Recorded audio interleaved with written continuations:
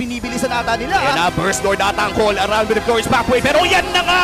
Lord secured para sa Fnatic Onyx Philippines. Sa Sierra na ata ang susunod nila. Okay, ganda rin na pagpasok din ni Iroshiki. Nakakuha na ng kill habang si Aran bumababad lang. Ando na nakakabit. King Kong ay umatras na nga rin lang. Nakakuha na siya ng isa. At tinamaan pa si Dino Nicole. Ngayon sinisigla lang. Wipeout! Wipeout para sa Super Family. Lord na! Wipeout pa!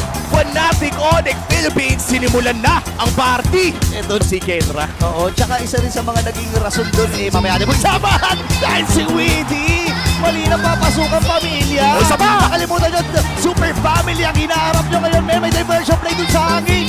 Ngayon, si Oh, no! natrap ata si Oh, Nicole. no! Pero sabi ng Super Family, di, walang tori-tori sa amin. Ay! Sabi, nakakuha na rin si Kela Pita. At doon sa may kana, napalibag itong si Aran. Si Nicole Indonesia, nakabantay pa rin. Itong kanilang pupunan si Weedy na hanap si Wow! nakahanap pa siya ng isa. Si Kirk ay nakaligtas pa rin. Grabe naman nakaligtas pa rin sa kamatayan dito si Kirk. Ngayon, ubus na ang katorihan. May diversion play din silang gagawin.